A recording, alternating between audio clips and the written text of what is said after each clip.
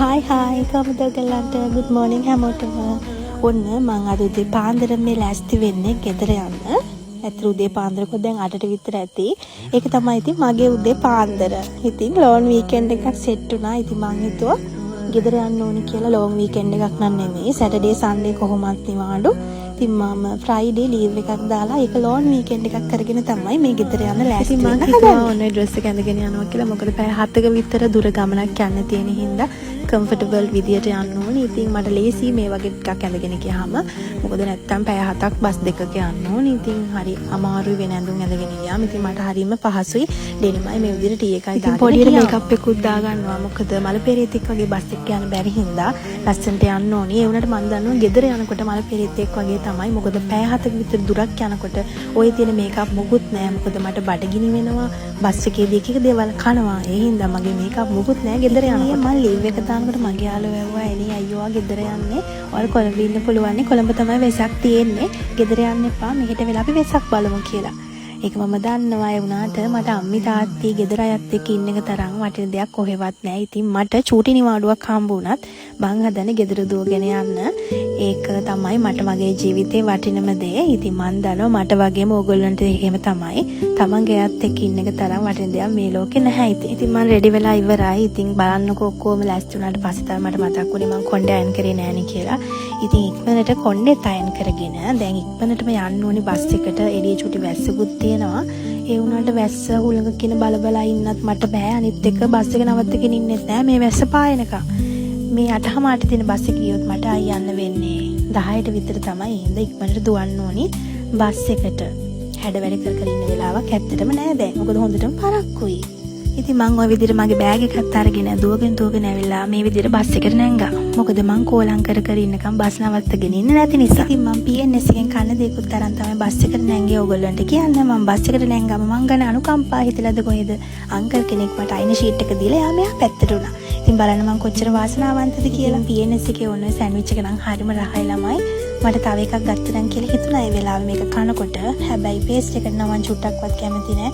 මොකද ඒක කනකොට ඒකේ තියෙන කුඩු ඔක්කොම මගේ ඇඟ පුරාම හැලෙන හින්දා. මොකද හුලඟයි ජනේලෙත් තරලා තිබුණේ හින්දා හරිම කරදරයක් වුණා මට ඒ පේස්ට් එක. ඉතින් ඔන්න මයිලෝ එකත් මම රහ කර බීලා දැන් ඉතින් චුට්ටක් නිදා ගන්න ඕනේ නැද්ද කියලා තමයි මම මේ කල්පනා කර යන්නේ. මොකද මට එක දිගට වැඩ කරලා හරිම ටයර්ඩ් මේ දවස් ටිකේම.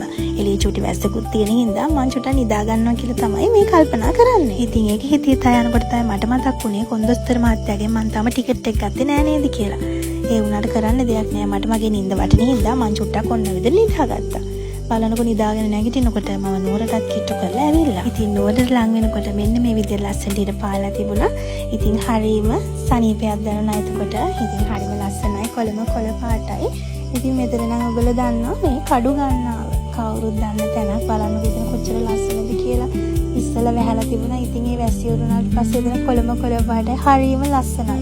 ඉතින් මම මෙතනට හරීම කැමතියි. පරණ මතක ගොඩාක් තියෙන තැනක්.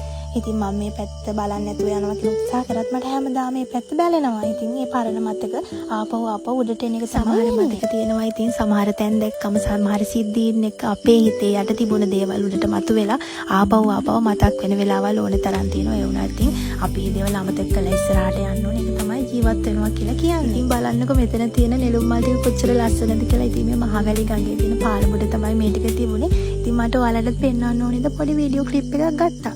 ඒ වුණාට ගඟේ වතුර නම් හරිම කැතයි. ඒ වුණාට මට දැනෙන්නේ ගඟ දිහා බලද්දි නෙස්ටමෝල් කීටි එකක් වගේ. මේ ගඟක පේන නෙස්ටමෝල් එකක් වගේ නේද? නෙස්ටමෝල් එකක් හැදුවා මෙන්න මේ පාට තමයි. බොරු නම් බලන්නකො නෙස්ටමෝල් එකක් හදලා මේ පාට නෙවෙයි දැන් මම මෙහෙම කියද්දී ඔයාලට නෙස්ටමෝල් එකක් බොන්න හිතුණා නේද? මටත් එහෙම හිතුණා. ඒකයි මම ඕගොල්ලෝගෙන් ඇහුවේ. ඔන්නෝම ඉස්සරහට යනකොට හම්බ වෙනවා පෙරදෙනිය. මං කොච්චර මෙතනින් එහාට මෙහාට ගියත් මං දෙපාරකට වඩා මේ ගාඩන් එකට ගිහිල්ලා නැහැ. මොකද මේ ගාඩන් එකේ මල් නෑනේ. තියෙන්නේ ගස් විතරයි. මං කැමති වුණාට මල් බලන්න. මල් කියන්නේ හරිම සාමකාමී හැඟීමක්. මං හරිම කැමති මල් වලටයි. වුණාට ඒකේ තියෙන්නේ මල් නෙමෙයි ගස් විතරයි. මේ පන්සල නම් හැමෝම දන්නවනේ. මේ තියෙන ගැටමේ පන්සල මම කවදා කොහොම ගියත් කොයි වෙලාවක ගියත් මෙතන සෙනග අනිවාර්යෙන්ම ඉන්නවා. ගොඩක් අය විශ්වාස කරනවා මෙතන ගිහලා ප්‍රාර්ථනාවක් කරාම ඒකේ විදියට මිෂ්ට වෙනවා කියලා. මට තාම යන්න බැරි වුණානේ මේ පන්සලට. මම යන්න තමයි හිතාගෙන ඉන්නේ. ඉතින් දවසක ගියාම මම ඕගොල්ලන්ට ඒකේ වීඩියෝ එකක් අනිවාර්යෙන් අරගෙන එන්න. ඉතින් ওই විදියට මම නුවර ටවුන් එකටම ආවා. ඉතින් මේ යන්නේ බෝගම්බරි ස්ටෑන්ඩ් එකට. ඉතින් ස්ටෑන්ඩ් එකෙන් තමයි මම බස් එක ගන්න ගෙදර යන්න.